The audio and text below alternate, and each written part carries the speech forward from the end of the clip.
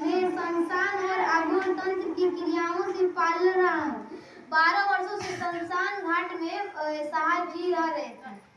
एक लगन थी, एक तड़प थी उस रहस्य नई दुनिया को जानने की जो दृश्य नहीं है, जिसका अनुभव भी अपनी ज्ञानेंद्रियों से नहीं हो पाता है।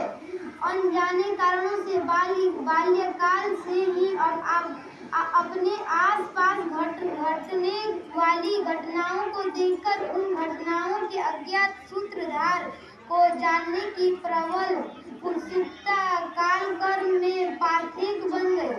शिव की तस्वीर पर साइफन की मदद से पानी गिरता मेरा बचपन।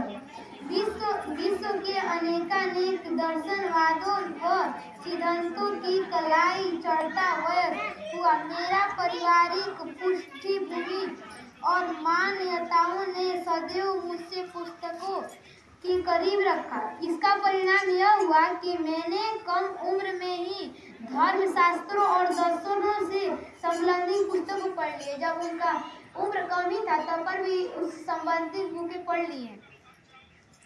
वैसे मेरे जीवन पर पुस्तकों का जितना प्रभाव पड़ा, उससे कहीं अधिक प्रभाव रहस्यों की तलाश और उनकी और अनजाने आकर्षक ने डाला।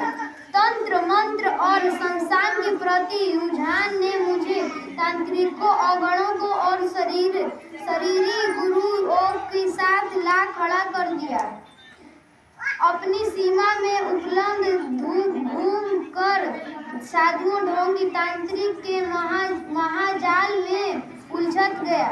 कुछ अच्छे गुरु भी मिले, किंतु चाहत भी कुछ जानने की, अप्रयासित को समझने की, लेकिन 12 वर्षों तक हुआ वही ढाक ने 3 पात मरुस्थल में विशाल बालुका राशि के मध्य एक साध्य भूमि की खोज। यही थी मेरी नित्यगत क्रीड़ा। इसी खोज में एक युग बीत चुका था और उम्र के 2 युग अवसान शमशान और तथा कथित साधुओं से विरक्त तो हो चुकी थी। बस एक आदत सी थी, मध्य रात्रि में शमशान के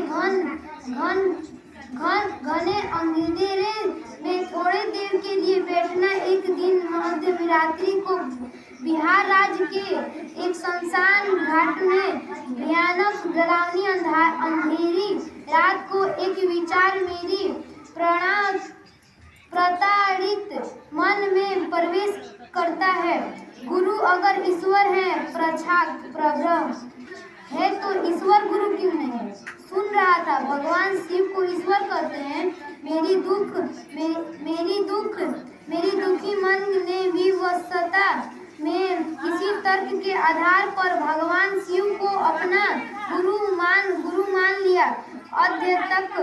अद्यतन के तथा कथित सुधातारों जिनके संगरम थे मैं आया था, उनकी संगीत ने विगत 12 वर्षों में मेरे विश्वास की छज्जियां उड़ा दी थी। अविश्वासी मन ने तर्क